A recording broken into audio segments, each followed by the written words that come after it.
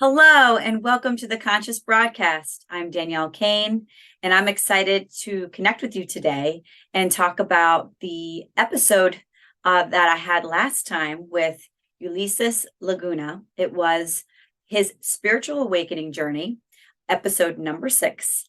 And I'm going to touch base on some 3 points based on what the episode was all about. So he happens to be my cousin. And I'm really excited to be able to have family here on my broadcast. And I didn't realize going into this how quickly I was going to be able to connect with other people that are supposed to be along my journey. And he is one of them. He and I met in Nicaragua, where he grew up, probably about over 18 years ago. So we're looking at, he was maybe in his maybe 8 or 9 years old. And I was in my probably late 20s, no, mid 20s. So it was really great to hear about his upbringing. Now, his mother and my father are related. They're brother and sister. And she was tasked with a difficult challenge, being a single mom and knowing that she has to provide for her son. She decided to have him stay with family in Nicaragua. And he fell in love with our aunt. And he goes into the details about her Montessori school, which really connected to his feminine side, his creative abilities, and just overall, he's living in paradise, loving his life. But, I think he always knew that he was different, not even just because of his upbringing, but he said that he was an indigo child. So we go further into a little bit about what that means, but spiritually, he kind of already knew and was connected with God in some way, but knew that he had a mission here on this planet. And I think he was tapping into those things at a very young age and connected to some pretty interesting people along the way. So now let's move into his awakening. He did come to this country in what he called the concrete jungle, which I laugh because we refer to cities as the concrete jungle all the time. But when he came here, I guess the sense of purpose really shifted for him. He became overweight, started eating a lot, became depressed, even had a very toxic relationship. And that's really where the work started for him. He had already been awake, but the spiritual awakening really, really, really started at this point.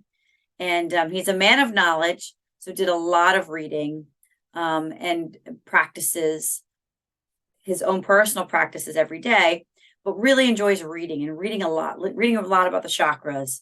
He had a book on quantum physics. So he was really, really entertaining when it came to and educating on some things that maybe I would like and maybe the audience would like. And he really did come out with some big, big things for someone who is still so young along the journey.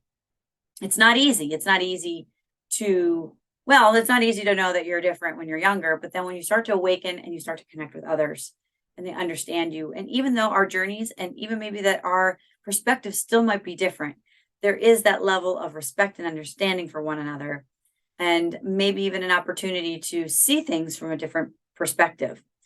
So he brought a lot of wisdom and insight to me. And one that I really liked what he said was, how we get enlightened is to allow the journey. And oftentimes, we want it to be instant. We want to snap our fingers and it to be there. And while we can manifest quickly, most of the time it becomes the thought, and then the thought becomes an idea, and then the idea becomes tangible, the more deliberate that we are. And I've been recently posting a lot of Abraham Hicks's laws, which has different points along the way. And the law of deliberate creation is amazing once you understand the law of attraction. So the law of attraction is like attracts like, and or the other way around. However, too, if you're not consciously deliberate, you kind of allow for anything to cross your path. All right. So if you are very deliberate with what you want, the synchronicities are fabulous. And you'll see the people that come along your journey that are meant for you to be there right at the right time. And it's fascinating. So I want to thank you very much for joining me today on reflecting my conversation with him. With that conversation, he and I are actually going to be meeting for the first time in 18 years this year. So I'll keep you posted. And he's got so many people that he wants to come and join the broadcast, and I can't wait to meet them.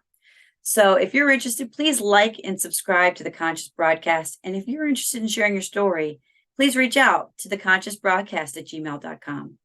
I hope you have a wonderful day, and I'll see you on the next episode.